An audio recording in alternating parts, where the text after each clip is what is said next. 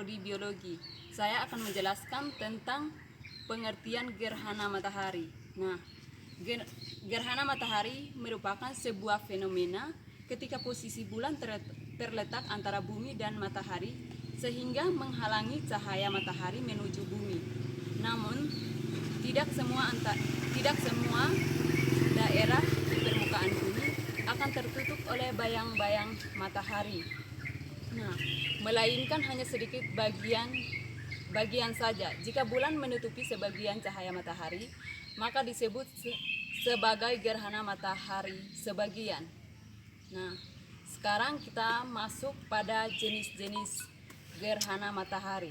Nah, yang pertama, gerhana matahari total. Yang kedua, gerhana matahari cincin. Yang ketiga, gerhana matahari sebagian.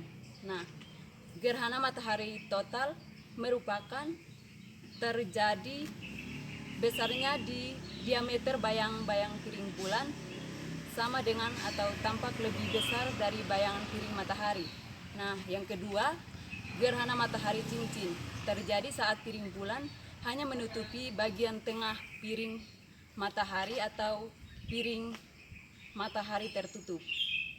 Nah, oleh karena itu, bulan yang berukuran lebih kecil sebagian akibat dari variasi jarak bumi dengan bulan. Nah, sekarang kita masuk gerhana matahari sebagian. Terjadi ketika bayangan bulan penumbra bayang-bayangan semu sebagian melintas di kawasan pengamat. Hanya sebagian besaran diameter piring matahari yang tertutup oleh bayangan piring bulan. Nah, sekarang kita masuk pada fase-fasenya.